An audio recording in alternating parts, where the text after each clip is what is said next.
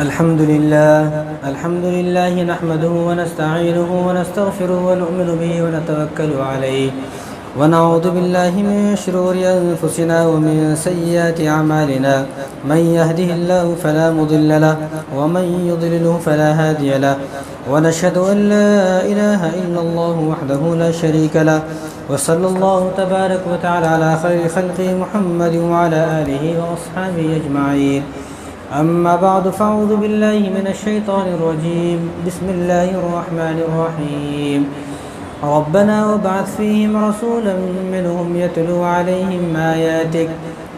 عليهم آياتك ويعلمهم الكتاب والحكمة ويزكيهم إنك أنت العزيز الحكيم. وقال تعالى: لقد جاءكم رسول من أنفسكم عزيز عليه ما عنتم حريص عليكم بالمؤمنين رؤوف رحيم. وقال تعالى: لقد من الله على المؤمنين إذ بعث فيهم رسولا.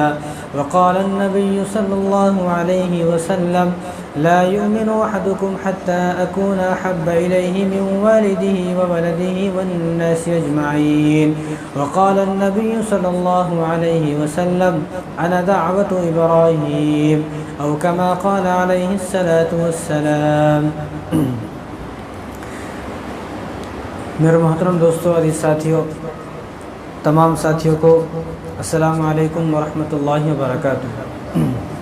محترم دوستوں، عزیز ساتھیوں، اللہ تبارک و تعالیٰ کا بے حد کرم ہوا، اللہ کا فضل ہوا اور اللہ کا احسان ہوا کہ اللہ تبارک و تعالیٰ نے ہم سب کو رسول اللہ صلی اللہ علیہ وسلم کی امت میں پیدا فرمایا.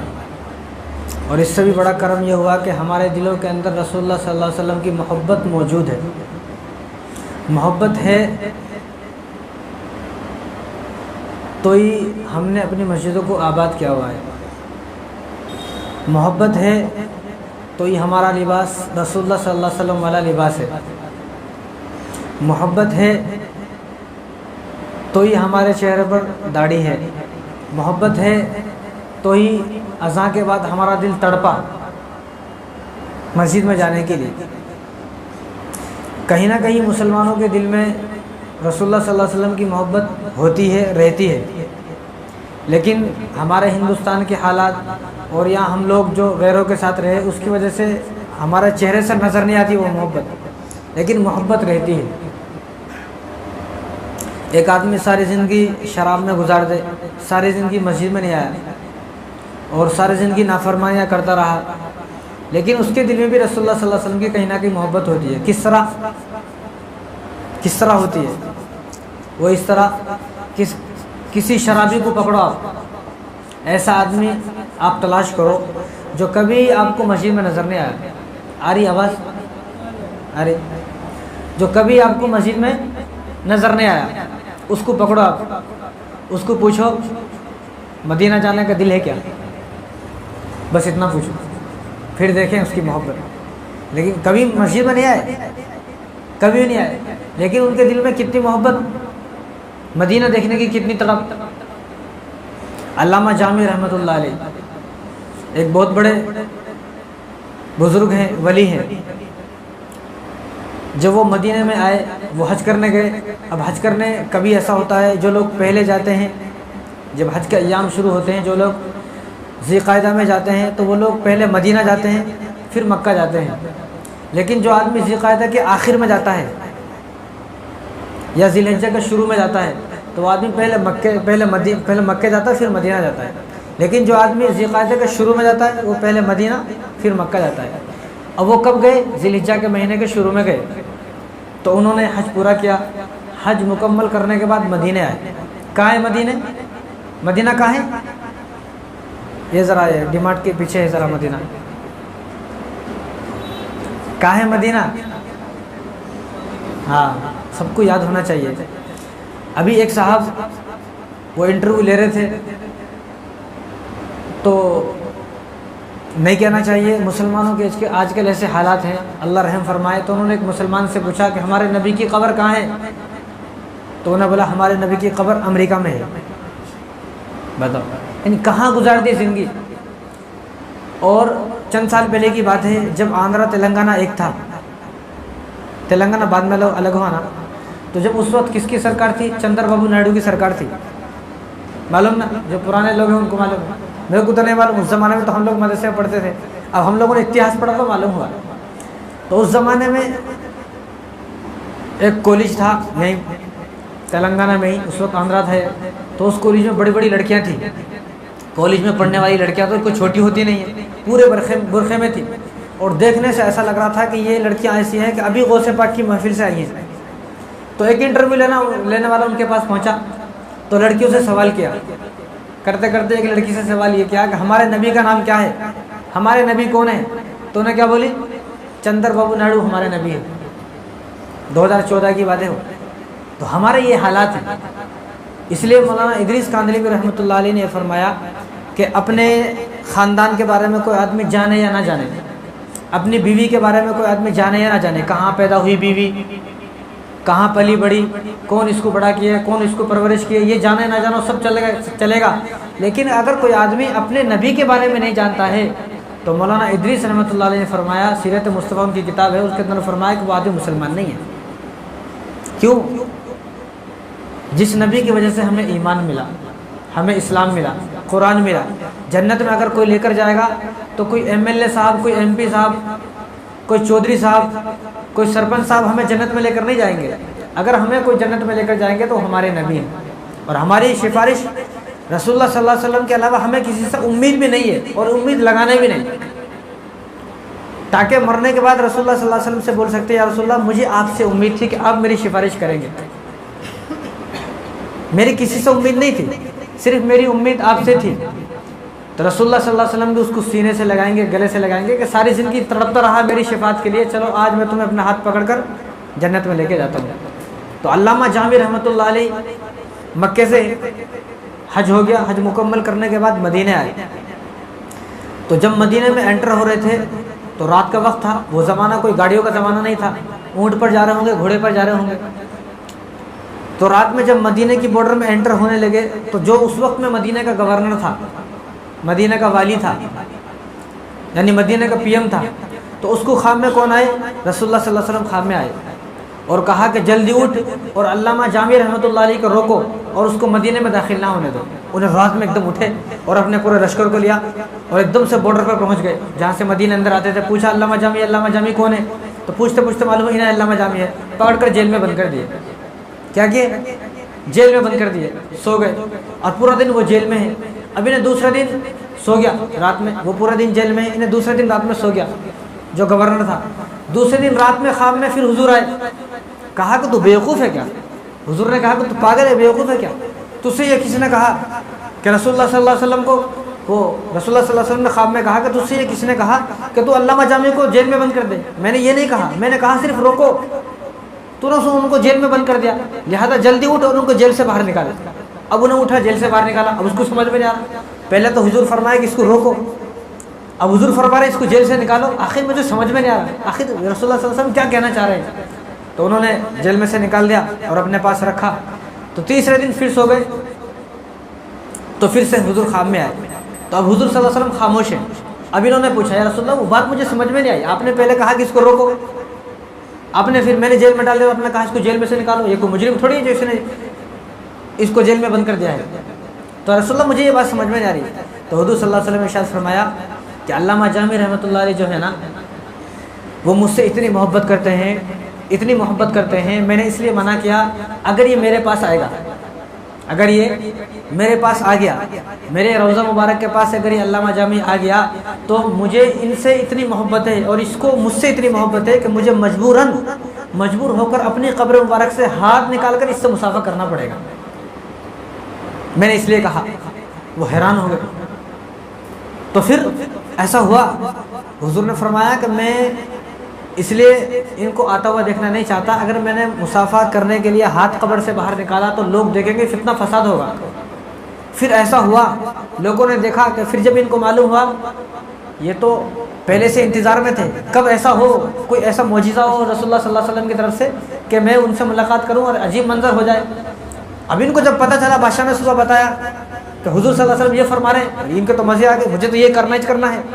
مجھے تو حضور کے پاس جانا، انہوں نے روکا نہیں کہ اب میں رکوں گا نہیں، اب حضور نے مجھے بتا دیا اب میں جاؤں گا۔ پھر ایسا ہی ہوا، پھر روضہ مبارک کے پاس گئے اور سلام کیا، الصلاۃ والسلام علیک یا رسول اللہ، صرف سلام کیا تو لوگوں نے دیکھا کہ رسول اللہ صلی اللہ علیہ وسلم نے اپنا ہاتھ نکالا، ان سے مصافحہ کیا۔ اور علامہ سید احمد کبیر کفائی رحمۃ اللہ علیہ، وہ بھی اسی زمانے کے بہت بڑے بزرگ ہیں، ان کو رسول اللہ صلی اللہ علیہ وسلم سے بہت محبت تھی، تو وہ بھی ایک مرتبہ جب روضہ مبارک کے قریب گئے، قریب ہوئے تو لوگوں نے دیکھا کہ رسول اللہ صلی اللہ علیہ وسلم نے اپنے قبر مبارک سے ہاتھ نکالا، بہت لمبا ہاتھ نکلا، لوگ حیران تھے یہ کس کا ہاتھ ہے اور یہ کس کے لیے نکلا ہے، تو قبر کے اندر سے آواز آئی، حضور نے فرمایا کہ علامہ کبیر احمد کفائی کہاں ہیں؟ انہوں نے فوراً پلٹ کر دیکھا حضور کا ہاتھ ہے، تو حضور نے فرمایا کہ میں نے یہ ہاتھ تم سے مصافحہ کرنے کے لیے نکالا ہے، تو انہوں نے رسول اللہ صلی اللہ علیہ وسلم سے مصافحہ کیا اور حضور صلی اللہ علیہ وسلم کا ہاتھ دوبارہ قبر میں چلا گیا۔ اب جب انہوں نے سلام مصافحہ کیا، اب ہمارا عقیدہ بڑا کچا ہے، اب ہم کسی کو ہوا میں اڑتا ہوا دیکھ لیتے ہیں تو سوچتے ہیں ارے انہیں کوئی ولی ہے، اب ان کو ایک دم دل میں پیدا ہوا کہ رسول اللہ صلی اللہ علیہ وسلم نے مجھ سے سلام کیا، مصافحہ کیا، کہیں ایسا نہ ہو لوگ مجھے خدا بنا لے، مجھے بڑا مان لے، تو فوراً دروازے پر گئے، مسجد نبوی کے دروازے پر گئے اور دروازے پر زور سے آواز لگا کر کہا کہ سب کو قسم ہے، کن کی قسم؟ جو ابھی ہاتھ آپ نے دیکھا ہے ان کی قسم ہے سب کو کہ میں یہاں دروازے پر لیٹ رہا ہوں، جو بھی اب مسجد نبوی سے باہر جائے گا، جنہوں نے مجھے حضور صلی اللہ علیہ وسلم سے مصافحہ کرتے ہوئے دیکھا ہے، وہ میرے سینے پر قدم رکھ کر باہر جائے گا، تاکہ تم لوگوں کے دلوں میں میری کوئی اہمیت نہ رہے۔ میں نہیں چاہتا کہ تم لوگ مجھے خدا سمجھو، یہ سمجھو وہ سمجھو، میں ایک عام آدمی ہوں، یہ میری رسول اللہ صلی اللہ علیہ وسلم سے محبت ہے، محبت کی بنا پر حضور نے مجھ سے سلام کیا، میں نہیں چاہتا کہ یہاں سے جانے کے بعد تم لوگ میرے بارے میں بڑی بڑی باتیں کرو اور میرے اندر تکبر پیدا ہو جائے۔ وہ لوگ کتنا ڈرتے تھے تکبر سے، اور یہاں ہمارا حال کیا ہے، جب تک ذرا بہترین کپڑے نہیں پہنا، گاڑی زبردست نہیں لیا اور گلیوں میں ذرا ہارن نہیں مارا، لوگوں کو پریشان نہیں کرتا تو مجھے مزہ نہیں آتا۔ اس لیے جو آدمی اپنے مال پر اتراتا ہے تو اللہ تبارک و تعالیٰ اس کے مال کو چھین لیتے ہیں۔ ایسے بہت سارے لوگ آپ نے بھی دیکھے ہوں گے، میں نے بھی دیکھے ہیں، کہ میں نے ایسے لوگ دیکھے ہیں کہ جب میں ان کے گھر کو جاتا تھا تو وہ صندوق کھولتے تھے، صندوق میں پیسے ہوتے تھے، اور ایک آدمی میں نے ایسا دیکھا کہ اس کا جو ڈبل بیڈ ہے نا، وہ ڈبل بیڈ پیسوں سے بھرا ہوا تھا، لیکن انہوں نے تکبر کیا، لوگوں کا جینا حرام کیا۔ آج وہ لوگ تڑی پار ہو گئے، تڑی پار سمجھتے نا آپ، کچھ پتہ نہیں ہے وہ کہاں چلے گئے، کچھ پتہ نہیں ہے ان کا، کیوں کہ آدمی ہمیں کبھی تکبر نہیں کرنا ہے۔ لئن شکرتم لازیدنکم، تم شکر ادا کرو گے تو اللہ تبارک و تعالیٰ اور زیادہ دیں گے، اللہ تبارک و تعالیٰ رحم فرمائیں گے، اللہ تعالیٰ کو رحم آئے گا، ترس آئے گا۔ لیکن اگر کوئی آدمی تکبر کرے گا تو اللہ تبارک و تعالیٰ چھین لیں گے۔ کتنا مالدار تھا قارون، لوگ اس کو جو آدمی قارون کو دیکھتا تھا تو ہر آدمی یہ سوچتا تھا کاش کہ اتنا پیسہ میرے پاس بھی ہوتا، کاش کہ میں بھی ایسا مالدار ہوتا۔ لیکن جو لوگ اس کو دیکھ کر ایسا سوچتے تھے، جب ان لوگوں نے اس کو دیکھا کہ زمین میں دھستا ہوا تو لوگوں نے اپنی انگلیاں اپنے زبان سے، اپنے دانتوں سے دبائی اور انہوں نے شکر ادا کیا کہ اللہ تیرا شکر ہے اتنا مال ہمارے پاس نہیں ہے، ورنہ ہم بھی اس کے ساتھ زمین میں دھس جاتے۔ تو اس لیے جو اللہ نے دیا آدمی اس پر راضی رہے۔ تو انہوں نے کیا کہا کہ کہیں میرے دل کے اندر تکبر پیدا نہ ہو جائے، اس لیے میں وہ مسجد نبوی کے دروازے پر لیٹ گئے اور جتنے بھی لوگ جانے والے تھے وہ تمام کے تمام لوگ ان کے سینے پر قدم رکھتے پھر آگے جاتے۔ یعنی اس امت میں ایسے لوگ پیدا ہوئے، اور اس امت میں کیسے لوگ پیدا ہوئے؟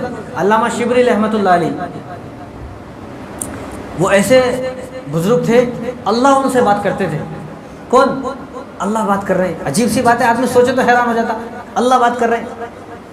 سفیان ثوری رحمۃ اللہ علیہ، یہ اس امت کے ایسے بزرگ ہیں، اللہ ان سے باتیں کر رہے ہیں۔ سفیان ان کا نام تھا، لیکن ثوری ان کو بولتے ہیں۔ ثوری بولے تو ثوری کس کو بولتے ہیں؟ ثور کے مطلب ہے بیل۔ اب سفیان ثوری کا مطلب تو عجیب مطلب ہو گیا کہ سفیان بیل۔ اب ہمارے نام کے اگر کوئی بیل لگا دے تو ہمارے کو غصہ آ جاتا، خالی پینے کو بیل بول دیا تو کیسا غصہ آتا۔ اب وہ ساری دنیا کو بولتے تھے کہ مجھے جو بھی بولے گا سفیان ثوری بولے گا، سفیان بیل بولے گا مجھے۔ اب لوگ حیران تھے، عجیب سی بات ہے، یہ اپنے نام کے آگے بیل لگا رہے ہیں، عجیب سی بات ہے۔ تو انہوں نے اپنا واقعہ سنایا۔ ایک مرتبہ اللہ نے ان سے بات کی، اللہ نے ان سے بات کی، کس طرح کہ وہ مسجد میں آئے، انہوں نے جلد بازی میں وضو کیا، ہم بھی جلد بازی میں وضو کرتے، اس لیے جہاں وضو کا تذکرہ آتا ہے رسول اللہ صلی اللہ علیہ وسلم نے وہ حدیثوں کے اندر فرمایا کہ آدمی سکون سے وضو کرے. اب سکون سے وضو آدمی کب کرے گا؟ جب کم سے کم 5 منٹ پہلے آئے گا. اب کب آئے مسجد کو؟ جب نماز ٹھہر گئی. اب کہاں سکون سے وضو ہوتا ہے؟ اب تو جلد بازی میں ہوتی وضو کر کے آئے. اس لیے اگر نماز ٹھہر بھی جائے پھر بھی آپ سکون سے وضو کریں. اگر آپ نے جلد بازی میں وضو کیا، نماز پڑھی بھی لیے، اور اگر آپ کا وضو نہیں ہوا تو وضو بھی نہیں ہوا، نماز بھی نہیں ہوئی. اس لیے کم سے کم وضو اگر سکون سے ہوگا تو آپ کی نماز بھی ہو گئی. رکعت چاہے نکل جائے، چاہے 4 رکعت نکل جائے آپ کی، لیکن آپ اگر بعد میں بھی پڑھیں گے تو نماز تو ہو گئی. تو انہوں نے جلد بازی میں وضو کیا اور مسجد کی طرف بھاگے. تو اللہ نے کہا ان سے، ایک سفیان سور کی طرح کہاں جا رہے ہو، یعنی بیل کی طرح کہاں جا رہے ہو؟ کہا کہ یا اللہ میں مسجد میں نماز پڑھنے جا رہا ہوں. کہا اس طرح بیل کی طرح؟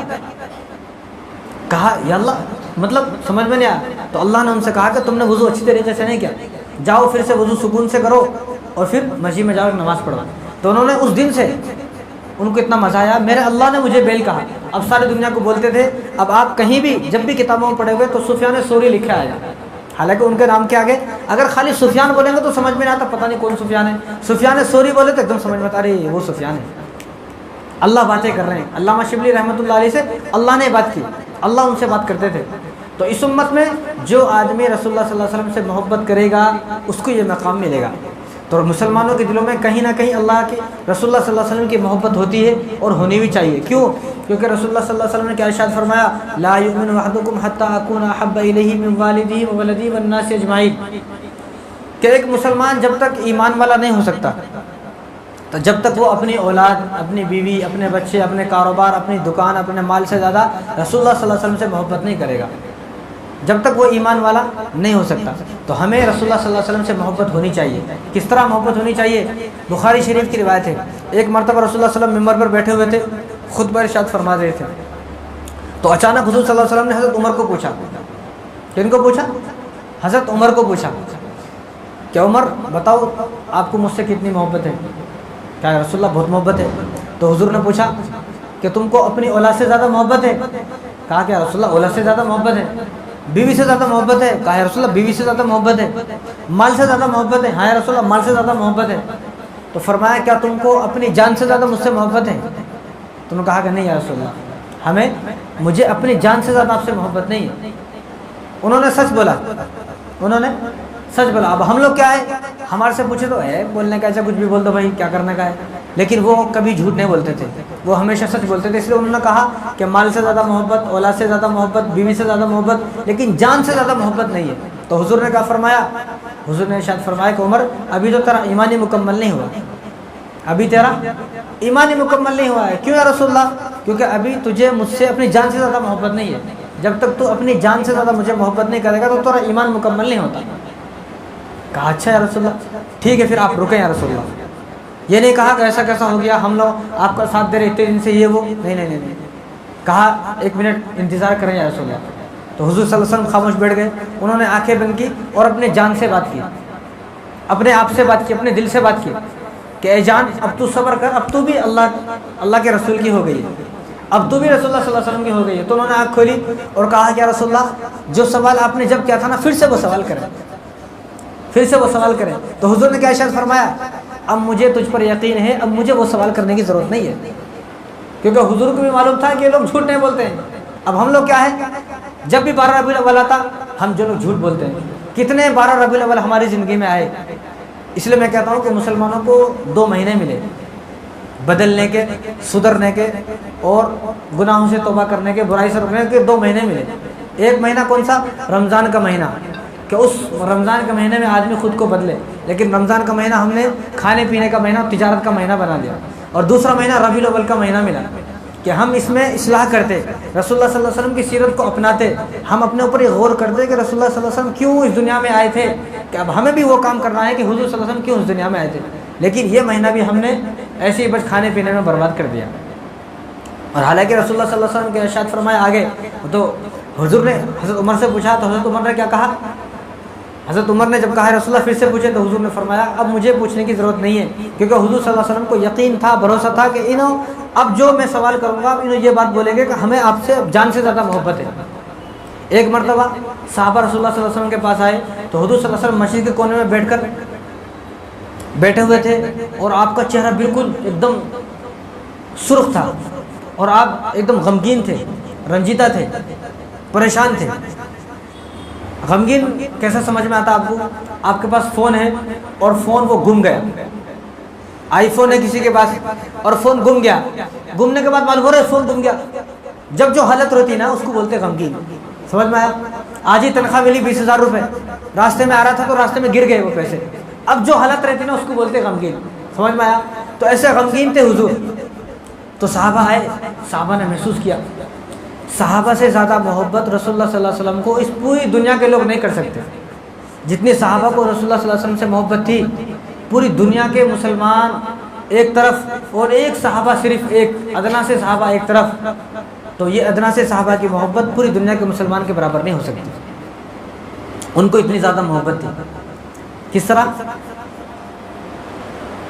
کہ ایک صاحب تھے ہمارے پڑوسی ملک کے، تو وہ ہمیشہ یہ سوچتے تھے کاش کہ میں حضور کے زمانے میں ہوتا۔ ہم بھی سوچتے نہیں اسی مرتبہ کاش کہ میں حضور کے زمانے میں ہوتا، لیکن ہمارے استاد منع فرماتے تھے کہ آدمی کو اس طرح سوچے، بہت اچھی بات ہے سوچنا چاہیے، لیکن اس سوچ میں آدمی کوڑھے نہ، پریشان نہ ہو، پریشانی مبتلا ہو جائے، میں کئی کو نہیں تھا، میں کئی کو نہیں تھا، میں کئی کو نہیں تھا۔ آدمی کو سوچنا چاہیے کہ اگر میں حضور صلی اللہ علیہ وسلم کے زمانے میں ہوتا تو حضور کی خدمت کرتا، حضور کی مالش کرتا، حضور کے پیٹ دباتا، حضور کا سر دباتا، حضور کے کپڑے دھلتا، حضور کے کمرے میں جھاڑو لگاتا، صاف صفائی کرتا، حضور کی پوری خدمت کرتا۔ آدمی کو سوچنا چاہیے، لیکن اس سوچ کو لے کر پریشان ہو جائے اور رونے لگے، چیخنے چلانے لگے، ایسا نہیں کرنا چاہیے۔ تو وہ جو بزرگ تھے پڑوسی ملک کے، تو وہ ہمیشہ یہ سوچتے تھے کاش کہ میں حضور کے زمانے میں ہوتا۔ کیا سوچتے تھے؟ کاش کہ میں حضور کے زمانے میں ہوتا، وہ ہمیشہ سے سوچتے رہتے تھے۔ تو ایک دن ان کو خواب آیا۔ کیا آیا؟ خواب۔ خواب میں کون آئے؟ رسول اللہ صلی اللہ علیہ وسلم خواب میں آئے۔ تو انہوں نے خواب کس طرح دیکھا کہ وہ ٹانگا سمجھتے، ٹانگا آگے گھوڑا رہتا، گھوڑے کو پکڑ چلاتے، پیچھے وہ بگھی رہتی۔ تو انہوں نے خواب میں دیکھا کہ وہ ٹانگا چلا رہے ہیں اور پیچھے رسول اللہ صلی اللہ علیہ وسلم بیٹھے ہوئے، بیچ میں ادھر حضرت ابو بکر بیٹھے ہوئے، ادھر حضرت عمر بیٹھے ہوئے۔ انہوں نے خواب میں دیکھا ہے۔ ہمیں تو کبھی ایسے خواب آتے نہیں۔ اب ہمارے خواب میں کون آتا؟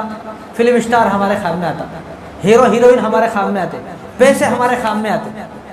ایک آدمی مجھے بول رہے تھے کہ میرے خواب میں کیا آتا، رات میں ہر دن میرے خواب میں آ رہا، مول صاحب اس خواب کی تعبیر بتاؤ۔ بولا اس خواب کی کوئی تعبیر نہیں ہے بھائی، بیوقوف پاگل کے خواب ہیں یہ۔ تو بولا کون سا خواب؟ انہوں نے بولا میرے خواب میں آتا، ہر دن خواب میں آتا کہ میں چھت کے اوپر جاتا، خواب میں دیکھا تو اتنے پیسے ملتے مجھے، جب پیسے اٹھا کے نیچے آتا تو آنکھیں کھل جاتی۔ اب کوئی ایسا وظیفہ ہو جائے کہ یہ خواب سچ ہو جائے۔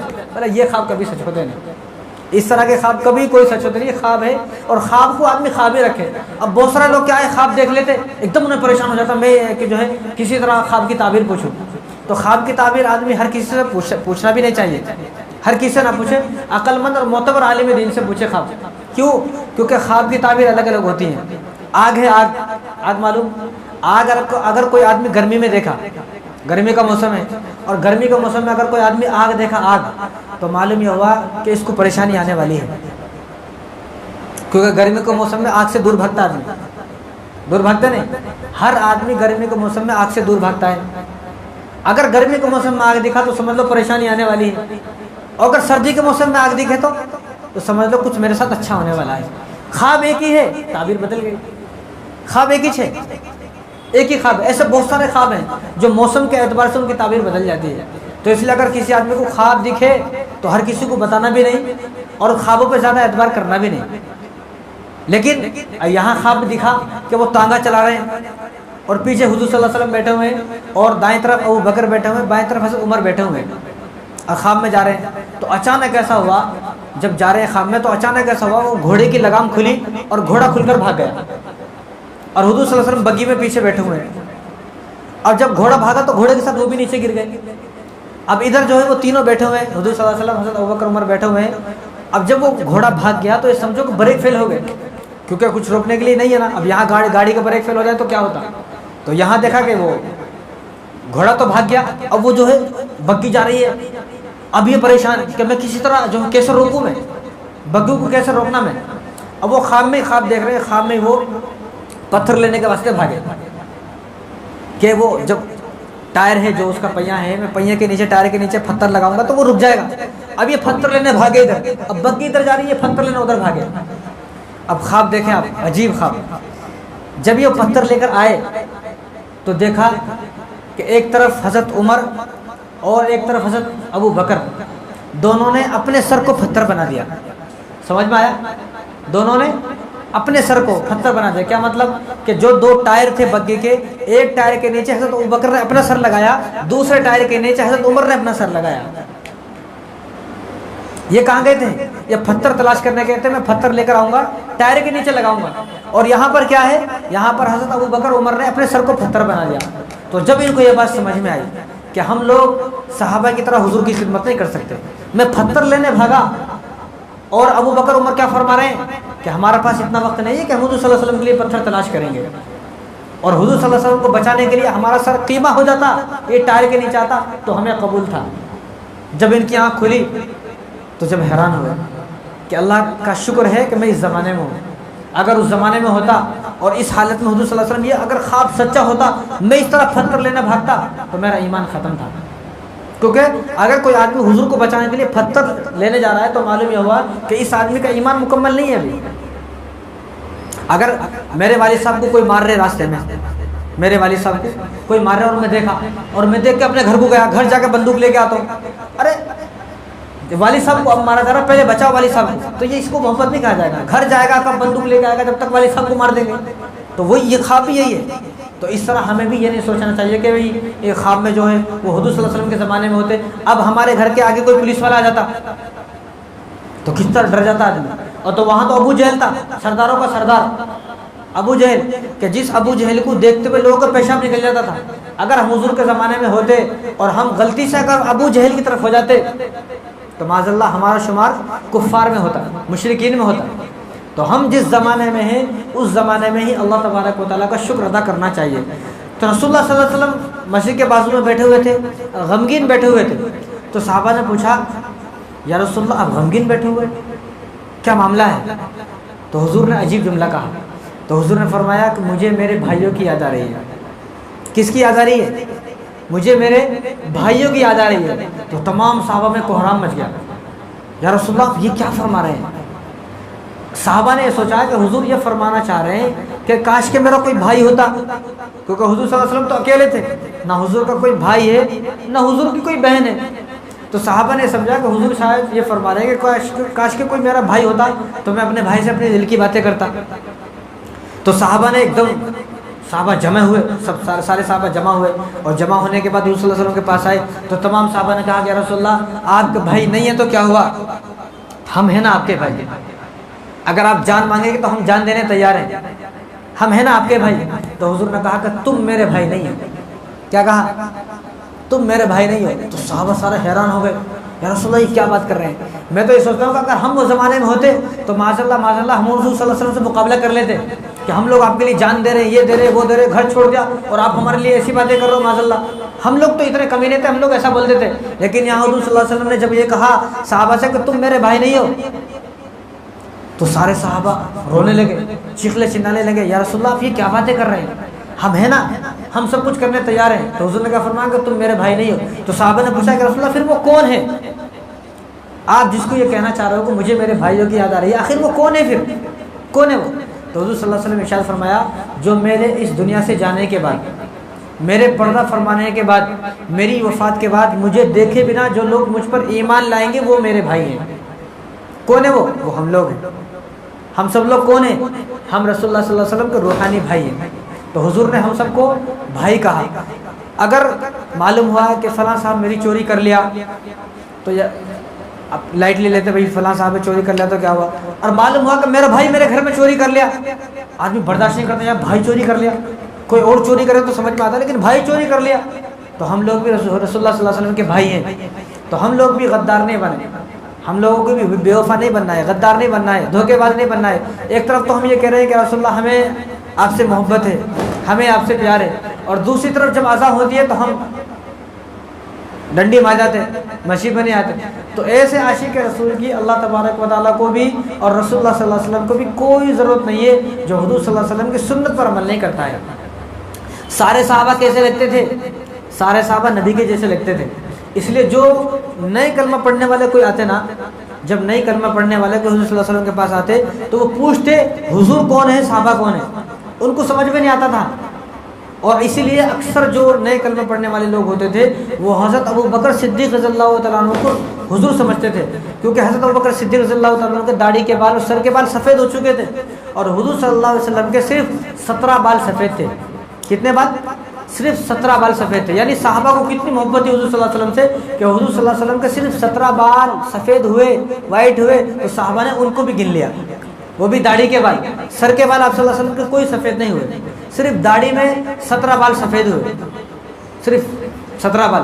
اور جب حضور صلی اللہ علیہ وسلم سے پوچھا گیا، صحابہ نے پوچھا کہ رسول اللہ آپ کے سر کے بال بھی سفید نہیں ہے، داڑھی کے بال بھی سفید نہیں ہے، لیکن داڑھی کے اندر صرف 17 بال سفید ہیں، کیا وجہ ہے؟ یا تو ساری داڑھی سفید ہونی چاہیے تھی، یا سر کے بال بھی سفید ہونے چاہیے تھے، کیونکہ جب داڑھی کے بال سفید ہوتے ہیں تو سر کے بال بھی سفید آنے لگتے ہیں، آپ کسی کے بھی دیکھ لو۔ تو حضور نے فرمایا میرے سر کے بال تو کالے ہیں، سفید نہیں ہے، لیکن میرے جو داڑھی کے بال ہیں جو سفید ہوئے ہیں، آخرت کے ڈر نے میرے ان بالوں کو سفید کر دیا۔ کس کے ڈر نے؟ آخرت کے ڈر نے۔ آج ہمیں تو کوئی ڈر نہیں ہے، کوئی خوف نہیں ہے آخرت کا، مرنا بھول گئے۔ اب ہماری بستی میں کوئی مرتا ہم لوگ کیا سوچتے ہیں؟ اس کو موت ہے، میرے کو نہیں مرنے کا ہے۔ حالانکہ کتنے لوگوں کو ہم نے نماز جنازہ پڑھا، کتنے لوگوں کو اپنے کاندھے پر اٹھا کر قبرستان چھوڑ کر آئے، لیکن پھر بھی ہم لوگ کو احساس نہیں ہے۔ حضرت ادریس علیہ السلام اللہ کے نبی ہیں، تو ان کی دوستی تھی کس سے؟ حضرت عزرائیل علیہ السلام جو ملک الموت ہیں، ان سے ان کی دوستی تھی۔ تو دوستی جب کس سے ہوتی ہے دوستی، تو دوستی میں آدمی بہت ساری بات پوچھ لیتا ہے۔ تو انہوں نے کہا، عزرائیل علیہ السلام ملک الموت سے کہا کہ تم میرے دوست ہو، تو ایسا کرنا جب میری موت کا وقت قریب ہو تو مجھے بتا دینا، میری موت کا وقت قریب ہو تو مجھے بتا دینا، میں کچھ تیاری کر لوں گا۔ حالانکہ یہ نبی ہیں، ان کو تیاری کرنے کی ضرورت نہیں ہے، نبی تو بخشے بخشائے ہیں۔ تو انہوں نے ملک الموت سے کہا کہ جب میری موت کا وقت ہو تو مجھے بتا دینا، میں کچھ نہ کچھ تیاری کر لوں گا، ٹھیک ہے۔ اب وہ آتے رہے جاتے رہے، ان سے ملاقات کرتے رہے۔ ایک دن اچانک آئے اور ادریس علیہ السلام سے کہا کہ آج میں آپ کی روح قبض کرنا آیا ہوں، میں آج روح قبض کرنا ہے۔ انہوں نے کہا کہ یہ کیسی دوستی ہے؟ میں نے آپ سے کہا تھا مجھے بتا دینا پہلے، یہ اچانک سے آ کے آپ میرے کو بول رہے ہیں روح قبض کرنا ہے، یہ تو میرے کو بات سمجھ میں نہیں آئی۔ تو فرمایا کس نے؟ ملک الموت نے۔ عزرائیل علیہ السلام نے فرمایا آپ بھول گئے، میں نے آپ کو بتایا تھا۔ کہا مجھے کب بتایا؟ آپ جھوٹی بات کر رہے ہیں، آپ جھوٹ بول رہے ہیں، مجھے کبھی آپ نے بتایا ہی نہیں۔ کہا کہ میں نے بتایا تھا آپ کو۔ کس طرح بتایا تھا؟ کب بتایا تھا؟ انہوں نے کہا کہ آپ کے داڑھی کے بال سفید ہوئے، آپ کے سر کے بال سفید ہوئے، آپ پر بڑھاپا آیا، آپ کی طاقت کم ہوئی۔ جب آدمی بوڑھا ہو جاتا ہے اس کی طاقت کم ہو جاتی ہے، اس لیے بچوں کو بھی پتہ چل جاتا ہے کہ اب میرے والد صاحب بوڑھے ہو چکے، ان کے اندر طاقت نہیں ہے، اب انہیں زبان بھی چلاتا، ہاتھ بھی چلاتا، سب کچھ چلاتا ہے، کیونکہ اس کو معلوم ہو چکا ہے۔ تو عزرائیل علیہ السلام نے کیا فرمایا کہ آپ کی کمر بھی جھک گئی ہے، آپ کی طاقت کم ہو گئی ہے، آپ کے سر کے بال اور داڑھی کے بال بھی سفید ہو گئے ہیں، اور آپ کے پڑوسی انتقال ہوئے، آپ کی بستی میں لوگ انتقال ہوئے۔ ان سب چیزوں کا مطلب یہ ہے کہ میں اب آنے والا ہوں، آپ کی موت کا وقت قریب آنے والا ہے۔ آپ کے سامنے لوگوں کو جانا، آپ کا بوڑھا ہو جانا، آپ کے بالوں کا سفید ہو جانا، آپ کی کمر کا جھک جانا، آپ کی طاقت ختم ہو جانا، یہ اس بات کی علامت ہے کہ اگلا نمبر آپ کا ہے۔ تو اس دنیا میں نبی کو نہیں بتایا گیا تو ہمیں کون بتائے گا مرنے والے ہیں؟ ہمیں کوئی نہیں بتائے گا۔ تو ہمیں اگر اپنی موت کو خوبصورت بنانا ہے، اپنی قبر کو خوبصورت بنانا ہے، تو ہمیں حضور صلی اللہ علیہ وسلم سے محبت کرنا ہے۔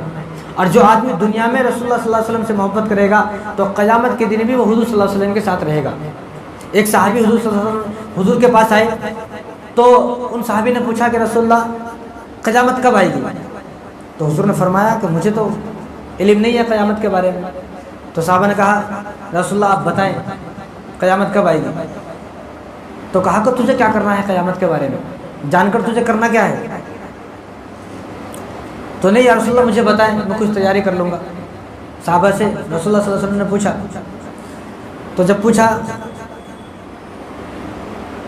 تو حضور نے ان سے پوچھا کہ میں تمہیں بتا دوں گا قیامت کب آئے گی، پہلے یہ بتاؤ کہ تم نے قیامت کے لیے تیاری کیا کی ہے، قیامت کے لیے تیاری کیا کی ہے؟ تو انہوں نے کہا کہ رسول اللہ میرے پاس تو تیاری کچھ نہیں ہے۔ حالانکہ وہ صحابی ہیں، ان کے پاس ساری تیاری ہے، پھر بھی انہوں نے کہا کہ رسول اللہ میرے پاس تو کوئی تیاری نہیں ہے، لیکن مجھے آپ سے سچی محبت ہے، میں آپ سے سچی محبت کرتا ہوں، میرے دل میں آپ کی سچی محبت ہے۔ تو حضور صلی اللہ علیہ وسلم نے ارشاد فرمایا اگر تجھے مجھ سے واقعی میں سچی محبت ہے تو فکر مت کر، تو قیامت کے دن میرے ہی ساتھ ہوگا، اور فرمایا حضور صلی اللہ علیہ وسلم ایک حدیث مبارک آپ صلی اللہ علیہ وسلم نے پڑھ کر بتائی، آپ نے فرمایا کہ المرء مع من احب، جو دنیا میں جس آدمی سے محبت کرے گا قیامت کے دن وہ اسی کے ساتھ ہوگا۔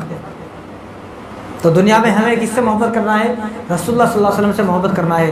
صحابہ کو کتنی محبت تھی، ایک صحابی تھے کہاں کے، ایک صحابی تھے وہاں کے جہاں کے حضرت بلال تھے، حبشے کے صحابی، اور جو حبشے کے لوگ ہوتے ہیں، حبشی لوگ ہوتے ہیں، جو ہانگ کانگ کے لوگ ہیں، جو افریقن لوگ ہیں، ان کے بال کیسے ہوتے ہیں؟ گھنگرائلے بال ہوتے ہیں، ان کے بال ایسے نہیں ہوتے جیسے ہمارے بال ہیں، ایک دم گھنگرائلے بال ہوتے ہیں، کنگا کریں تو کنگا بھی نہیں آتا، ایسے بال ان کے ہوتے ہیں۔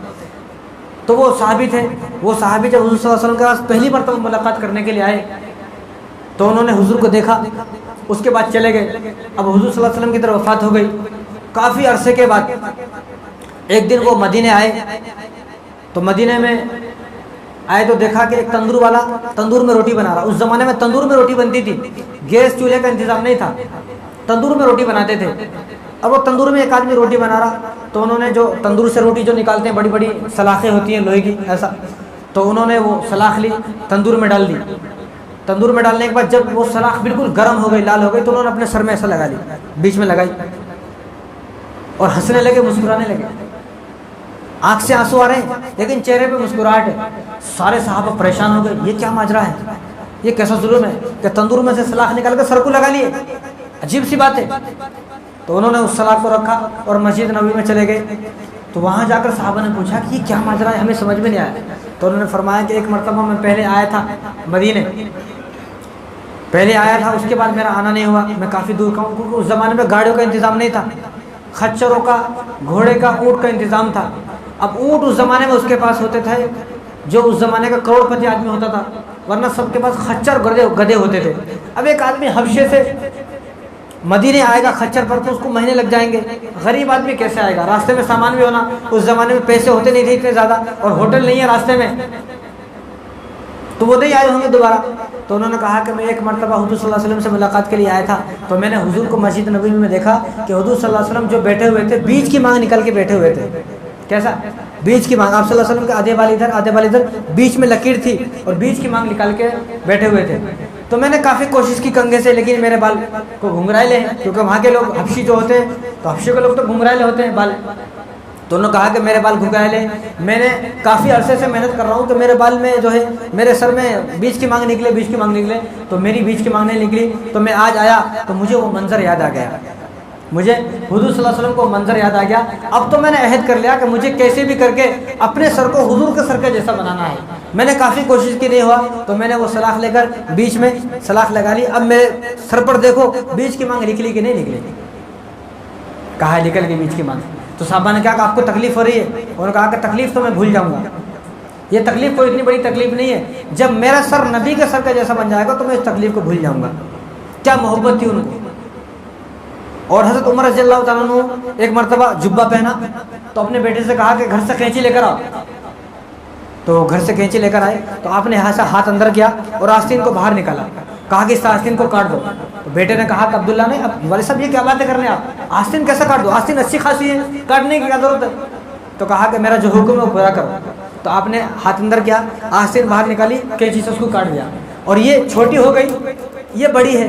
اب وہ ادھر سے کاٹنے کے بعد ادھر آئے تو انہوں نے آستین کو پکڑا، تو حضرت عمر نے کہا یہ کیا کر رہے ہو، کہا کہ ابا جان میں آپ کی آستین کاٹ رہا ہوں۔ کیوں کیا کاٹ رہا ہوں؟ ایک کاٹ دیے تو دوسری بھی کاٹنے کا ہے۔ تو کہا کہ میں نے کہا دوسری کاٹنے کے لیے، میں نے ایک آستین کاٹنے کے لیے کہا۔ تو کہا ابا جان یہ آستین بری لگ رہی ہے، ایک چھوٹی ایک بڑی اچھی نہیں لگ رہی۔ تو کہا، عجیب جملہ کہا، انہوں نے کہا کہ ایک مرتبہ میں نے حضور کو دیکھا، ایک مرتبہ میں نے حضور کو دیکھا کہ حضور نے ایسا کرتا پہنا ہوا تھا، اس کی ایک آستین بڑی تھی ایک آستین چھوٹی تھی، تو میں نے بھی ارادہ کیا کہ میں بھی زندگی میں ایک مرتبہ ایسا کرتا ضرور پہنوں گا کہ جس کی ایک آستین بڑی ہو ایک آستین چھوٹی ہو۔ ان کو کیا محبت تھی، حضور صلی اللہ علیہ وسلم کی کیا اتباع کرنے والے تھے۔ اور ایک ہمیں کہاں حضور صلی اللہ علیہ وسلم سے محبت ہے، تو ہم حضور صلی اللہ علیہ وسلم سے سچی محبت کرنے والے بنے۔ ہمارے نبی ایک ایسے نبی ہیں کہ ہر اس دنیا میں کتنے نبی آئے، 1.25 لاکھ نبی آئے، 1.25 لاکھ نبی جب آئے تو ان کی نبوت کا آغاز ان کے آنے کے بعد ہوا، لیکن ہمارے نبی کے آنے سے پہلے نبوت کا آغاز ہو گیا، کیونکہ سب سے پہلے نبی کون آئے، سب سے پہلے نبی آئے حضرت آدم علیہ السلام، اس دنیا کے اندر آئے۔ جب حضرت آدم علیہ السلام اس دنیا کے اندر آئے تو پوری دنیا کے اندر اندھیر تھا، کیوں؟ کیونکہ جناتوں کو نہ سورج کی ضرورت نہ چاند کی ضرورت. چاند اور سورج تو ہمارے واسطے ہیں. جنات اور جانور یہ ایسے ہیں کہ ان کو نہ چاند کی ضرورت نہ سورج کی ضرورت. کبھی آپ نے دیکھا نہیں ہوگا کہ بھئی کوئی کتا تھا رات میں دیوار میں ٹکرا کر مر گیا. کیوں؟ کہ کتے کو نہیں معلوم تھا اندھیر تھا بیچارہ اندھیر میں مر گیا. کبھی آپ نے سنا نہیں ہوگا. اب ہمارے یہاں گاؤں دیہات ہے, ہر گھر میں بھینس پالتے لوگ, وہاں لائٹ بھی نہیں آتی. ایک ہفتہ دن میں لائٹ آتی, ایک ہفتہ رات میں لائٹ آتی. ایک ہفتہ صبح سے 6 بجے تک, صبح 6 بجے سے شام 6 بجے تک لائٹ آتی. ایک ہفتہ شام 6 بجے سے صبح 6 بجے تک لائٹ آتی. تو اندھیر ہوتا ہے, پورے گاؤں میں اندھیر ہے, لائٹ نہیں آ رہی. تو ہر گھر میں بھینس ہوتی ہے, وہاں پر بکریاں بھینس سب گھر میں, ہریانہ میں ہمارے یہاں. تو ہم نے کبھی دیکھا نہیں اور آپ نے بھی کبھی سنا نہیں ہوگا. اب ہمیں جو یقین آیا اس بات پر, پہلے ہمیں یقین نہیں آتا تھا کہ یہ کیسا ہو سکتا ہے. یعنی حضرت آدم علیہ السلام کے آنے سے پہلے پوری دنیا میں اندھیر تھا. یعنی سورج اور چاند کو اللہ تبارک و تعالیٰ نے پیدا تو فرما دیا تھا, لیکن ضرورت کے مطابق. اب جیسے ہوائی جہاز ہے, ایروپلین ہے, اب اس زمانے میں ایروپلین نہیں چلتی تھی. اب اس زمانے میں جب لوگوں کو ضرورت پڑی تو اللہ تبارک و تعالیٰ نے لوگوں کے ذہن میں ڈالا, ایروپلین چل گئی. ایسی بہت ساری چیزیں ہیں جو اس زمانے میں نہیں تھی اس زمانے میں. اب حضور کے زمانے میں بس نہیں تھی, ٹرین نہیں تھی, کار نہیں تھی, بائک نہیں تھی. تو اس زمانے میں جب زمانہ ڈیولپ ہوتا ہے تو بہت ساری چیزیں نئی نئی ایجاد ہو جاتی ہیں. ابھی کچھ زمانے پہلے میٹرو ٹرین نہیں تھی, اب میٹرو ٹرین آ گئی, بلٹ ٹرین آ گئی, پتہ نہیں کون کون سی کی ٹرین آ گئی. کیوں؟ کیونکہ زمانہ جب آگے بڑھے گا تو اللہ تبارک و تعالیٰ لوگوں کے دماغ میں وہ بات ڈالتے ہیں, لوگ اس چیز کو پیدا. اب جیسا فون ہے, تھا فون 30-40 سال پہلے, کہاں فون تھا؟ کوئی فون نہیں تھا.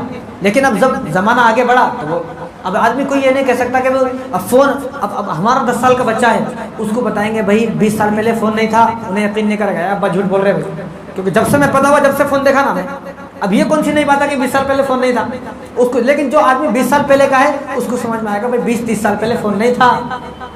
تو وہی یہ بات بھی وہی ہے کہ آدم علیہ السلام کے آنے سے پہلے نہ چاند تھا نہ سورج تھا, کیونکہ جنات رہتے تھے. انسانوں سے پہلے اس دنیا میں جنات رہتے تھے, اور جناتوں کو نہ چاند کی ضرورت نہ سورج کی ضرورت.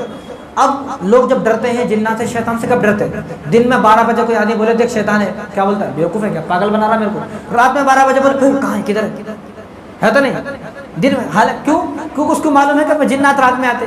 جنات رات میں کئی کو آ رہا بھائی, جب اندھیر ہے تو اس کو بھی نہیں آنا چاہیے. اور قبرستان میں کیسا اندھیر رہتا ہے؟ قبرستان میں کبھی دیکھا آپ نے کہ قبرستان میں بڑے بڑے لائٹ لگے ہوئے ہیں اور بڑے بڑے وہ لگے ہوئے ہیں؟ کچھ بھی نہیں. نہ قبرستان میں لائٹ رہتی ہے نہ کوئی لگاتا ہے. اگر لگاتے ہیں تو دروازے پر لگاتے ہیں. رات کو کسی کا انتقال ہوا تو اپنی لائٹ لے کے جاتے ہیں. کہیں قبرستان میں کوئی لائٹ نہیں ہوتی ہے, وہ کوئی ایک آدھا ہوگا اکا دکا قبرستان, ورنہ نہیں ہوتی ہے. پھر بھی لوگ قبرستان میں جانے سے ڈر رہے, کئی کو شیطان ہے وہاں پر. شیطان ہے تو دل میں آنا نا بھائی, جیسا ہمیں دکھ رہا نہیں قبرستان میں جا کر, شیطان کو کیسے دکھے گا؟ تو ان باتوں سے معلوم ہوا کہ شیطان کو لائٹ کی ضرورت نہیں ہے. اب جیسے روشنی ہے کوئی ڈرے گا نہیں. اگر میں آپ کو بولوں یا آپ میرے کو بولوں آپ کے پیچھے شیطان ہے, میں یقین نہ کروں گا لائٹ ہے, لائٹ گئی پھر کوئی بولے میرے کو بچاؤ جی شیطان ہے, کئی کو. اب ہم نے ایسا سوچ لیا, ہماری سوچ ہے وہ, ہم نے سوچ لیا کہ بھائی اندھیر ہے تو شیطان آئے گا اور لائٹ ہے تو شیطان نہیں آئے گا, ایسا سوچ لیا. اب لائٹ کی بات لے لو, لائٹ کب بنی؟ 100 سال پہلے کوئی لائٹ نہیں تھی. 200 سال پہلے کہاں لائٹ تھی؟ کوئی کرنٹ نہیں تھا, نہ کوئی بلب تھا, نہ فین, تو کچھ بھی نہیں تھا. تو زمانے کے اعتبار سے ہر چیز بدلتی ہے. تو اسی طرح جب آدم علیہ السلام اس دنیا میں آئے تو اندھیر تھا, پوری دنیا میں اندھیر, نہ کوئی سورج نہ چاند. اب وہ آ کر گھبرا گئے ایک دم. جب گھبرائے تو فوراً اللہ تبارک و تعالیٰ نے جبرائیل علیہ السلام کو بھیجا کہ میں نے حضرت آدم علیہ السلام کو دنیا میں اتار دیا, لیکن وہ گھبرا رہے ہیں. تو جبرائیل علیہ السلام دنیا میں آئے, اور آنے کے بعد سب سے پہلے کیا کیا؟ سب سے پہلے آزادی. سب سے پہلے کیا کیا؟ آزادی. یعنی اس دنیا میں آنے کے بعد سب سے پہلے جو کام ہوا ہے وہ اذان ہوا ہے. نماز سے پہلے اذان ہوا, تو انہوں نے اذان دی. اللہ اکبر اللہ اکبر اللہ اکبر اللہ اکبر, اشہد ان لا الہ الا اللہ اشہد ان لا الہ الا اللہ. اب یہاں تک ان کو سمجھ میں آیا کہ اللہ سب سے بڑا ہے, اللہ سب سے بڑا ہے. اشہد ان لا الہ الا اللہ, کہ بھائی کہ اللہ تبارک و تعالیٰ کے سوا ہم گواہی دیتا ہوں, میں گواہی دیتا ہوں کہ اللہ تعالیٰ کے سوا کوئی معبود نہیں ہے, کوئی عبادت کے لائق نہیں ہے. یہاں تک سمجھ میں آیا. اب انہوں نے جو اگلے جملے بولے اشہد ان محمد رسول اللہ, اب انہوں نے یہ بولا, وہ حیران ہو گئے. یعنی عجیب بات ہے کہ اشہد ان محمد رسول اللہ, میں گواہی دیتا ہوں کہ محمد صلی اللہ علیہ وسلم اللہ کے, جو محمد صلی اللہ علیہ وسلم اللہ کے رسول ہیں. اب جب اذان پوری ہو گئی, حی علی الصلاۃ حی علی الفلاح لا الہ, تو انہوں نے جبرائیل صلی اللہ علیہ وسلم کو پکڑا کہ میری ساری بات سمجھ میں آ گئی, میرے ساری بات سمجھ میں آ گئی, لیکن جو اس اذان میں ایک لفظ ہے اشہد ان محمد رسول اللہ, یہ مجھے سمجھ میں نہیں آیا, یہ کس کا نام ہے, کون ہے وہ کون ہے؟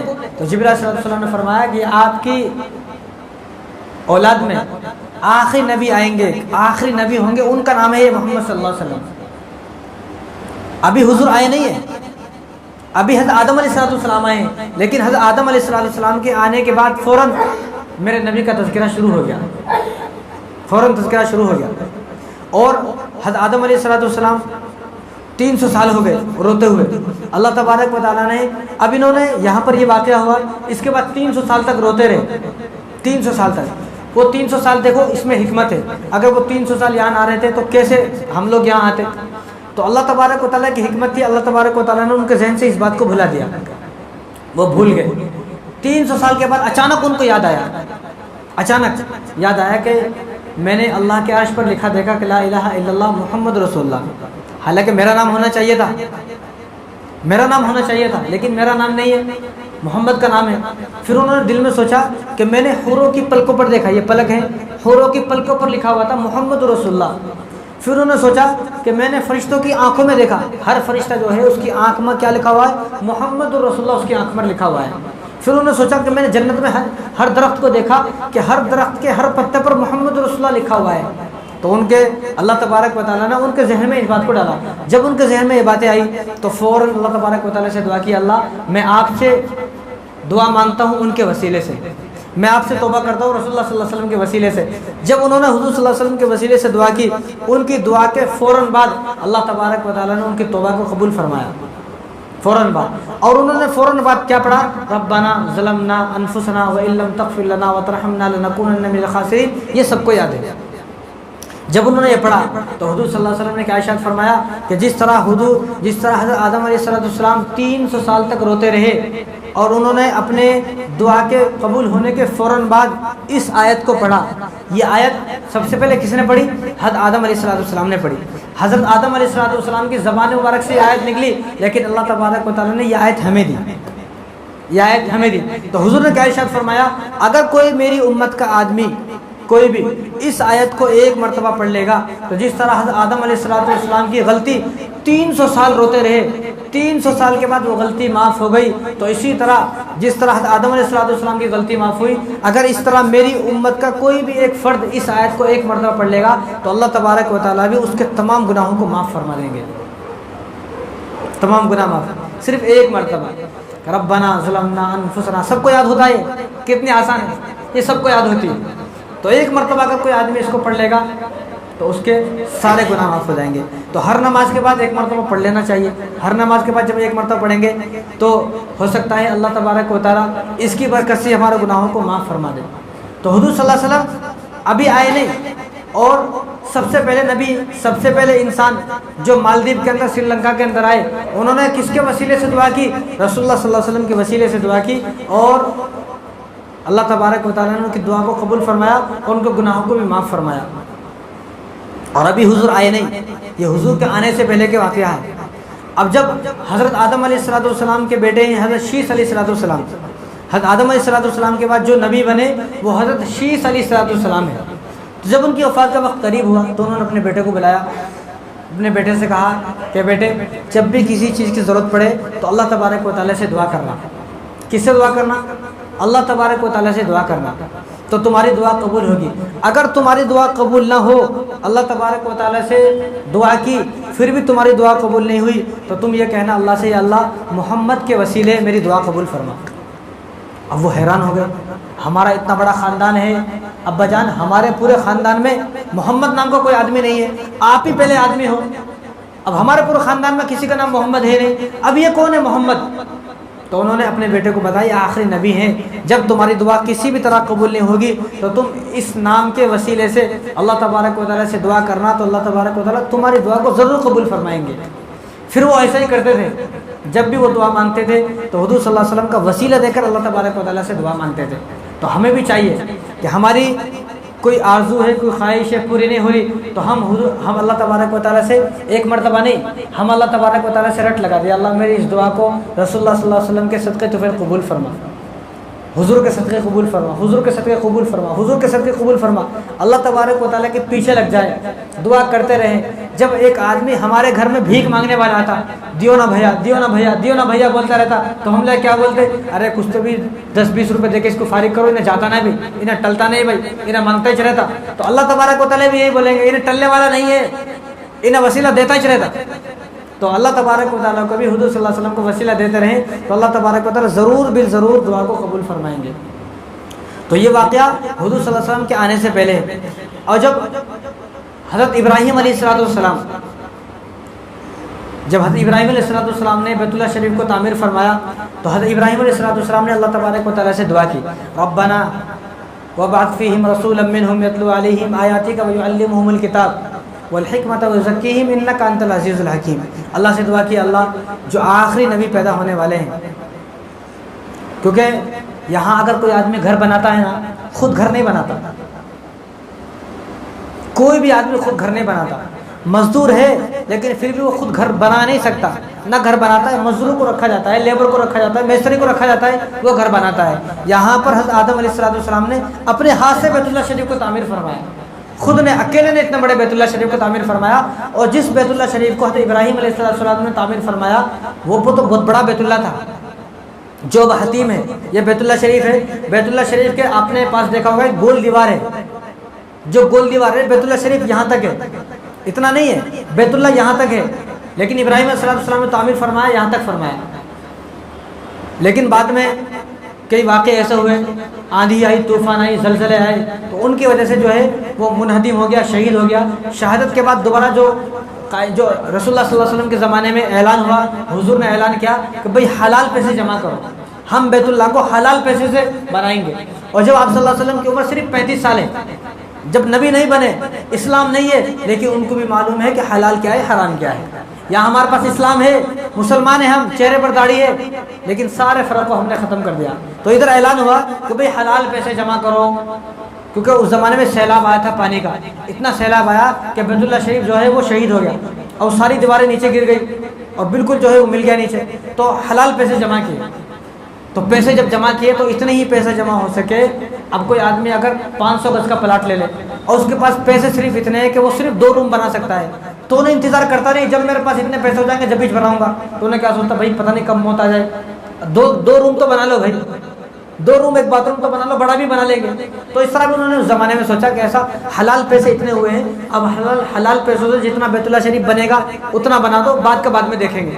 اور بعد میں موقع ملا نہیں، تو حضور صلی اللہ علیہ وسلم کو بھی یہ کافی تمنا تھی کہ میں اس بیت اللہ کو اسی طرح بناؤں جس طرح ابراہیم علیہ السلام نے بنایا۔ تو آپ نے فرمایا کہ کہیں ایسا نہ ہو فتنہ ہو جائے، فساد ہو جائے۔ اور ایک بات یہ بھی ہے کہ کسی آدمی کو اگر دل کرے کہ میں بیت اللہ شریف کے اندر نماز پڑھوں، اب تو بیت اللہ شریف کا دروازہ بادشاہوں کے لیے کھلتا ہے، بادشاہ کے لیے کھلتا ہے، کسی عام آدمی کے لیے بیت اللہ شریف کا دروازہ کھل نہیں سکتا۔ تو حضور صلی اللہ علیہ وسلم کی ہم سے محبت دیکھیں، کیا محبت ہے حضور کی، ہم سے محبت دیکھیں۔ تو حضور نے کیا فرمایا کہ میری امت کو کوئی عام آدمی آئے گا، آگے جانے کے بعد جہاں بادشاہ ہوں گے اور بیت اللہ شریف کا دروازہ ہر کسی کے لیے کھلے گا نہیں، جو حضور نے سوچا وہی ہوا، اب وہی ہو رہا ہے، ہر کسی کے لیے کھلتا نہیں ہے دروازہ، بادشاہوں کے لیے کھلتا ہے۔ تو حضور نے یہ سوچا کہ میری امت کا کوئی عام آدمی آئے گا، اس کا دل کرے گا میں بیت اللہ شریف کے اندر نماز پڑھوں، تو اس کے لیے دروازہ نہیں کھلے گا تو اس کا دل ٹوٹے گا، تو میرے امتی کا دل ٹوٹنا نہیں چاہیے، تو اس لیے میں بیت اللہ شریف کو چھوٹا تعمیر فرماؤں گا، بڑا نہیں۔ اگر کسی کا دل کرے گا بیت اللہ شریف کے اندر نماز پڑھنے کا تو وہ حتیم کے اندر نماز پڑھ لے، کہاں پڑھ لے نماز؟ حتیم کا، جو وہ دیوار ہے، ادھر بیت اللہ ہے، بیچ میں دیوار ہے اور دیوار کے بازو میں بہت ساری جگہ ہے، وہاں جو آدمی نماز پڑھ لے گا بیت اللہ شریف کی طرف رخ کر کے، وہ ایسا ہی ہے کہ اس نے بیت اللہ شریف کے اندر نماز پڑھا ہے۔ اور جو حتیم ہے وہاں پر حضرت حاجرہ علیہ السلام وہاں پر دفن ہے، اور حضرت اسماعیل علیہ السلام وہاں پر دفن ہے، یعنی امی اور بیٹا۔ حضرت اسماعیل علیہ السلام کی والدہ کا نام کیا ہے؟ حضرت حاجرہ۔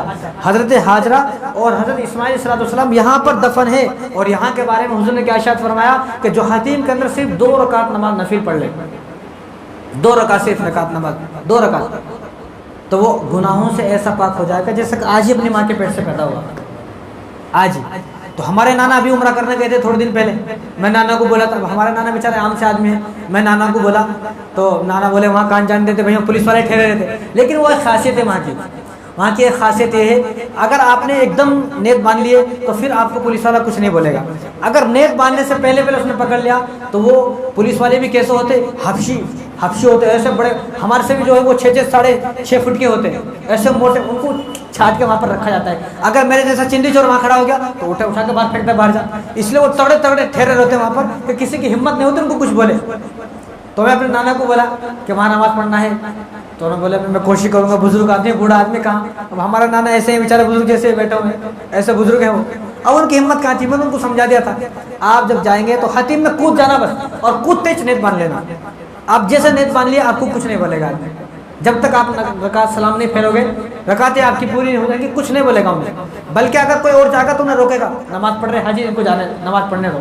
اگر نیت پانے سے پہلے انہیں پکڑ لیا تو اٹھا کے باہر پھینک دیتا. تو انہوں ویسے ہی کرے، انہوں آ کے میرے کو بتایا تھا، تو انہوں ویسے ہی کرے. حتیم کے اندر وہاں انہوں ٹھہرے ہوئے تھے اور وہ خالی دعا کر رہے تھے اور چپ کے چپ اس کو دیکھ رہے تھے. جیسا انہیں ادھر نظر پھیرا تو ادھر انہیں کود کے کودتے نیت باندھ لیا. انہیں جب تک دیکھا اب کچھ نہیں کر سکا، انہوں نے نماز پڑھ لی وہاں پر. تو آپ بھی جب جائیں تو دیکھو ان کی غلطی نہیں ہے، ان کی ڈیوٹی ہے وہ. اگر وہ ہر کسی کو جانے دیں گے وہ ان کی ڈیوٹی ہے. اب یہاں پولیس والا ہے، اب کوئی آدمی نہیں بول سکتا پولیس والا میرے کو پکڑ لیا، اس کی ڈیوٹی ہے بھائی، اس کو ڈیوٹی کرنا کا ہے. اب ہمارا کچھ نظر بچا کے کیسا بھی جانے کا ہے وہ ہمارے اوپر ہے، کون سے گلی سے جاتے وہ ہماری سوچ ہے. لیکن انہیں تو اگر اس کے ہاتھ میں پھنس گئے تو انہیں پکڑے گے چالان مارے گا. تو ایسے ان کی بھی ذمہ داری ہے. اگر وہ یہ ذمہ داری نہیں کریں گے تو لوگ جو ہے سارے کے سارے حتیم میں اندر آ جائیں گے، اور سارے حتیم اندر آئیں گے تو وہ جو نیچے قبر ہے اور جو نیچے حضرت حاجرہ حضرت اسماعیل علیہ السلام ان کی بیعت بھی ہوگی. تو بیعت بھی کے لیے تو وہاں پر جب بھی آپ جائیں اللہ آپ سب کو بھیجائے وہاں پر. آمین بولے. اللہ آپ سب کو بھیجائے، بار بار بھیجائے، اور اللہ تبارک و تعالیٰ آپ کی دعاؤں سے مجھے بھی بھیجائے. تو جب بھی آپ وہاں جائیں حتیم کے اندر 2 رکعت نماز پڑھیں.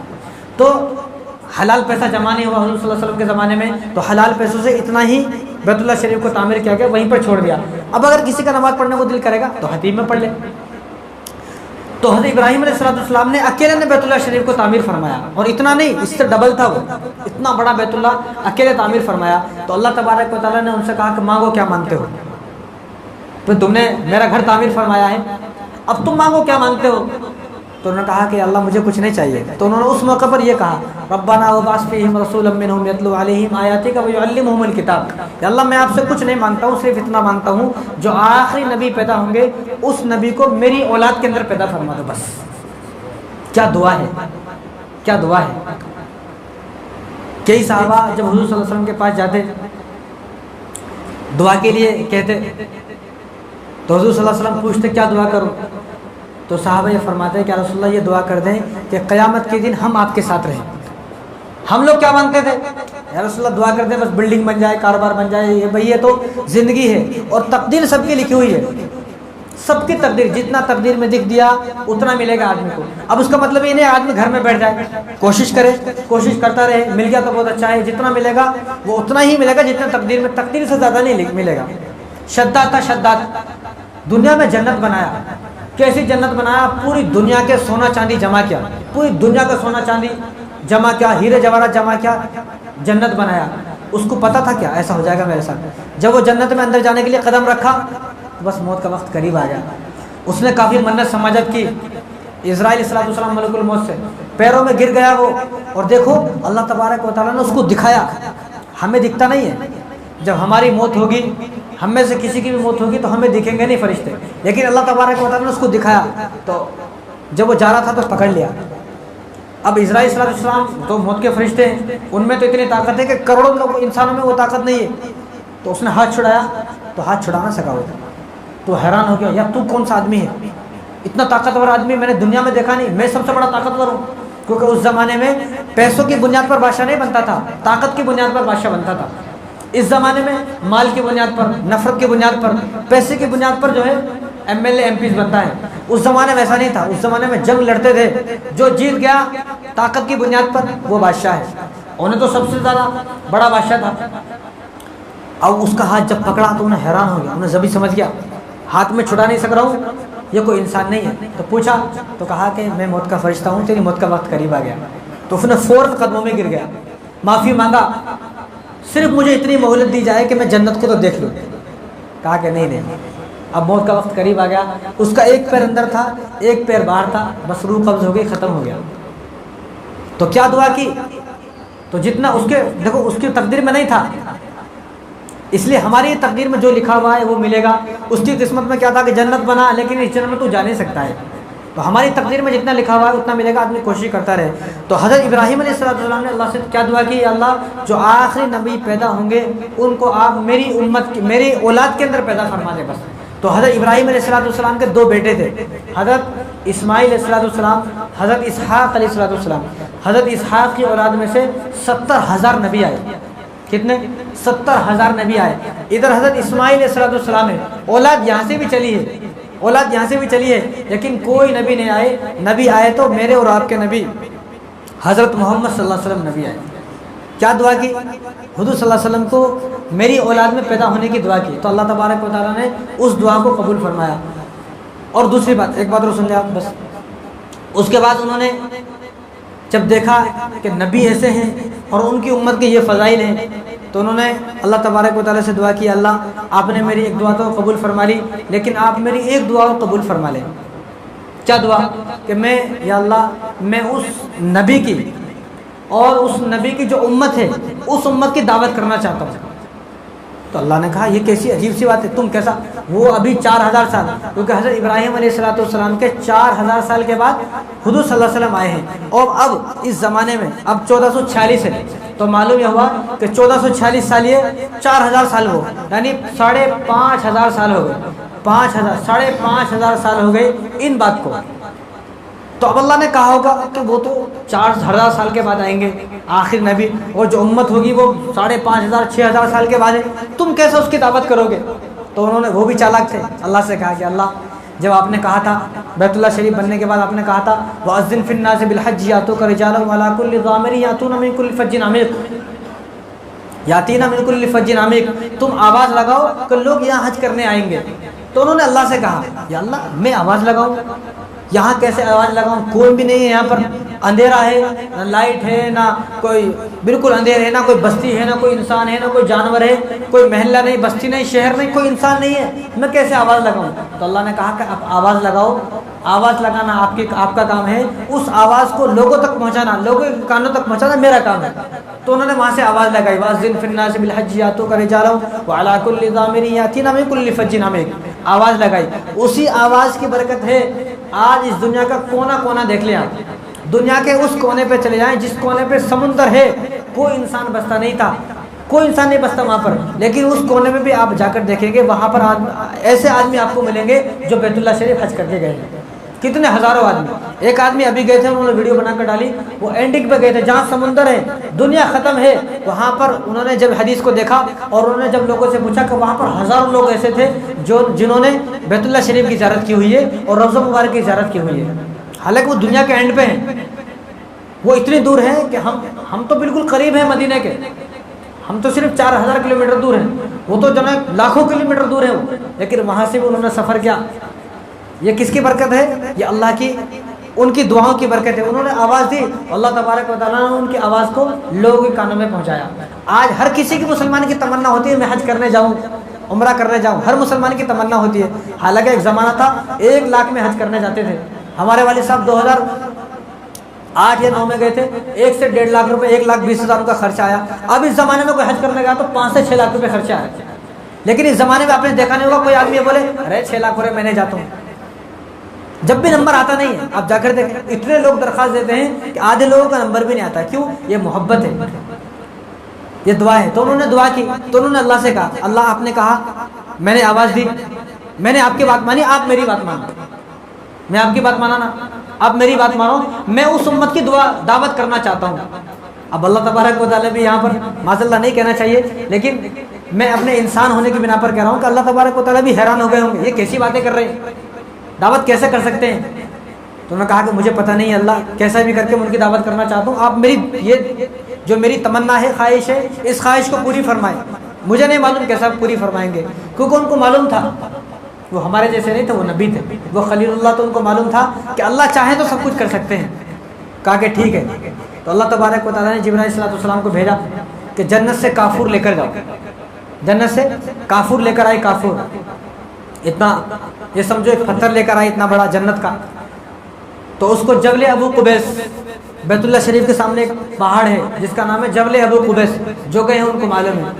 تو جبل ابو قبیس کے اوپر جبرائیل علیہ السلام نے اس پتھر کو، اس کافور کو رکھا، تو اللہ تبارک و تعالیٰ نے ابراہیم علیہ السلام سے کہا کہ دیکھتے رہو آپ. تو وہ دیکھ رہے تھے, تو پتھر وہاں پر رکھا, تو جبرائیل علیہ السلام نے پھونک ماری, پتھر کو پھونک ماری, تو پتھر وہ کیا جو کافر تھا وہ پورا ریزہ ریزہ ہو گیا, ذرہ ذرہ ہو گیا, باریک باریک, اور پورا جو ہے وہ اڑ گیا ہواؤں میں. تو اللہ تبارک و تعالیٰ نے کہا کہ جاؤ تمہاری دعوت ہو گئی. ان کا کہ اللہ مجھے سمجھ میں نہیں آیا کیسے دعوت ہو گئی, یہ معذرہ مجھے سمجھ میں نہیں آیا یہ کیسے دعوت ہو گئی. تو اللہ تبارک و تعالیٰ نے فرمایا یہ جو کافر ہے جنت سے آیا, ہم نے اس کافر کو پورے سمندروں میں پھیلا دیا, دنیا کے اندر جتنے بھی سمندر ہیں اس سمندر کے اندر اس کو پھیلا دیا. کیا مطلب پوچھا, تو اللہ تعالیٰ نے فرمایا کہ جب وہ امت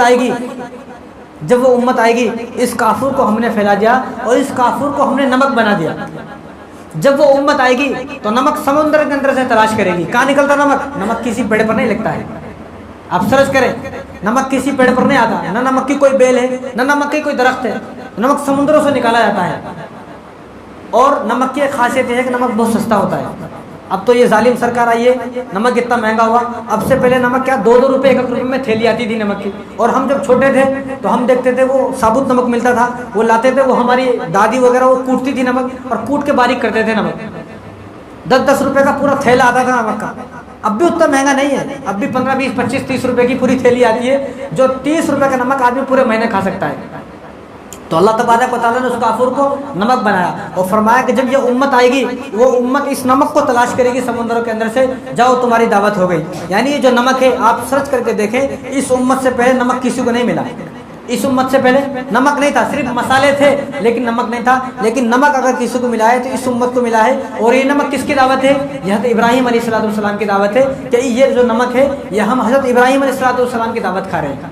آج کوئی آدمی کتنی اچھی بریانی بنا لے, کوئی بھی سالن بنا لے, اگر اس کے اندر نمک کم ہے یا نمک ہے نہیں ہے, دعوت میں اگر 2 لاکھ روپے لگا کے کھانا بنایا تو لوگ بولتے ہیں کہ بھائی کھانا اچھا نہ تھا, کیوں, کیونکہ نمک نہیں تھا اس میں. تو نمک کس کی دعوت کھا رہے ہیں, ابراہیم علیہ السلام کی دعوت ہے. تو باتیں بہت ہیں. تو بس یہی ہے کہ ہمیں اس ربیع الاول سے سچا عاشق رسول بننا ہے. اور ایک اور بات میں آپ کو عجیب بتاؤں کہ جب حضور صلی اللہ علیہ وسلم کی ولادت ہوئی تو کون سا دن تھا, 12 ربیع الاول پیر کا دن تھا. تو آج اردو کی کون سی تاریخ ہے, 11. آج اردو کی کون سی تاریخ ہے, 11 تاریخ ہے. اور آج کون سا دن ہے, سنڈے ہے. آج سنڈے ہے نا, آج سنڈے ہے. تو کل کون سی تاریخ ہے, 12 تاریخ. دن کیا ہے, منڈے. 1400 سال کے بعد آج پھر سے وہی دن آ گیا. حضور کے زمانے میں جب حضور کی ولادت ہوئی اور حضور کی وفات ہوئی تو 12 تاریخ تھی, منڈے کا دن تھا. 1400 سال کے بعد آج پھر سے وہی دن آیا ہے کہ 12 تاریخ ہے اور پیر کا دن. کیا مقدس دن ہے, ہم نے کیسا مبارک دن پایا. شاید کہ کسی 100 سال میں بھی ایسا نہیں ہوا ہوگا جو اب ہوا ہے. میں ابھی جمعے کے دن بیان کرنے کے لیے جب مطالعہ کر رہا تھا اچانک سے میرے ذہن میں یہ بات آئی, یہ تو عجیب ہو گیا کہ 12 تاریخ اس زمانے میں 12 تاریخ پیر کے دن آئی, آج 12 تاریخ پیر کے دن آئی. تو ہم لوگ کیسے خوش نصیب ہیں. تو ہمیں رسول اللہ صلی اللہ علیہ وسلم کے وسیلہ دے کر اللہ تبارک و تعالیٰ سے خوب دعائیں کرنا ہے اور ہمیں سچا عاشق رسول بننا ہے. ہمیں حضور کے جیسا بننا ہے. اگر کامیابی چاہیے تو حضور کے جیسا بننا ہے. جیسا صحابہ نے حضور صلی اللہ علیہ وسلم کی وفات کے بعد اپنے کو خود کو حضور کے جیسا بنایا, تو ہمیں بھی اب حضور کے جیسا بننا ہے. ٹھیک ہے نا, بنیں گے نا انشاءاللہ. تو اللہ تبارک و تعالیٰ ہم سب کو ان تمام باتوں پر عمل کرنے کی توفیق عطا فرمائے. وما علینا الا البلاغ. دعا کریں.